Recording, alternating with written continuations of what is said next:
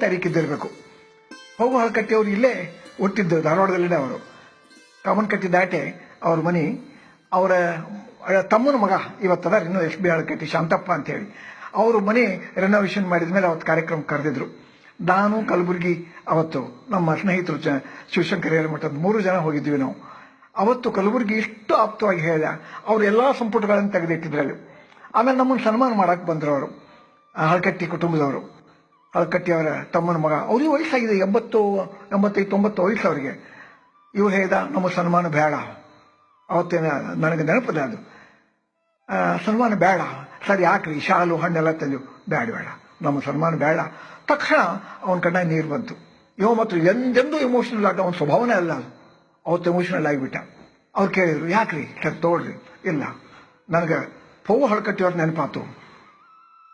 ನಿಮಗೂ ನೆನಪಿರ್ಬೋದು. ಪೌವ ಹಳಕಟ್ಟಿಯವರಿಗೆ ಪೌಟೆಯವರಿದ್ದಾಗ ಕರ್ನಾಟಕ ಯೂನಿವರ್ಸಿಟಿಯಿಂದ ಗೌರವ ಡಾಕ್ಟರೇಟ್ ಕೊಟ್ಟರು. ಅದೇ ದಿನ ಮಾಸ್ತಿ ವೆಂಕಟೇಶ ಅಯ್ಯಂಗಾರ್ಗೂ ಕೊಟ್ಟಿದ್ರು. ಅವನ ನೆನಪಲ್ಲಿ ಹೇಳಿದ, ಪೌಟೆಯವರು ಅವತ್ತು ಕಾರ್ಯಕ್ರಮ ಎಲ್ಲ ಮುಗಿದ ಮೇಲೆ ಊಟ ಇಟ್ಕೊತಾರೆ. ಸಾಮಾನ್ಯವಾಗಿ ಕಾನ್ವೊಕೇಶನ್ ಮುಗಿದ ಮೇಲೆ ಊಟ ಇಟ್ಕೊಂಡಿದ್ರು. ಮಾಸ್ತಿಯವರು ಎಲ್ಲರೂ ಬಂದಿದ್ರು. ಒಡೆಯರ್ ಸಾಹೇಬ್ರಿದ್ರು. ಒಡೆಯರ್ ರಜಿಸ್ಟರ್ ಇದ್ದಲ್ಲ, ಜಗದೀಪ್ ಪ್ರೀತಿ ಒಡೆಯರ್ ಸಾಹೇಬ್ರ ಅಂತಿದ್ದ ಒಳ್ಳವರಿಗೆ. ಒಡೆಯರ್ ಸಾಹೇಬ್ರಿದ್ರು. ಊಟಕ್ಕೆ ರೆಡಿ ಆದ್ಮೇಲೆ ಮಾಸ್ತಿಯವರೆಲ್ಲ ಕೋಟ್ ಒಂದೊಂದು ಪಕ್ಕಕ್ಕೆ ತೆಗೆದಿಟ್ರು.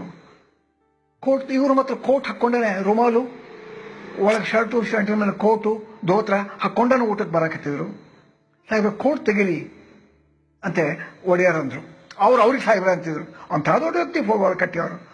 ಅಂದ್ಕೂಡ್ಲೇನೆ, ಬ್ಯಾಡ್ರಿ, ಇರ್ಲಿ ಕೋಟ್ ಇರ್ಲಿ. ಯಾಕ್ರಿ?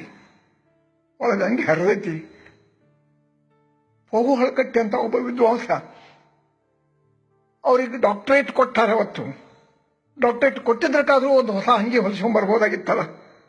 ಹೊಸ ಅಂಗಿ ಹೊಲಿಸ್ಕೊಂಡ್ಬರಕ್ಕೂ ಆ ವ್ಯಕ್ತಿಗೆ ಶಕ್ತಿ ಇರಲಿಲ್ಲ.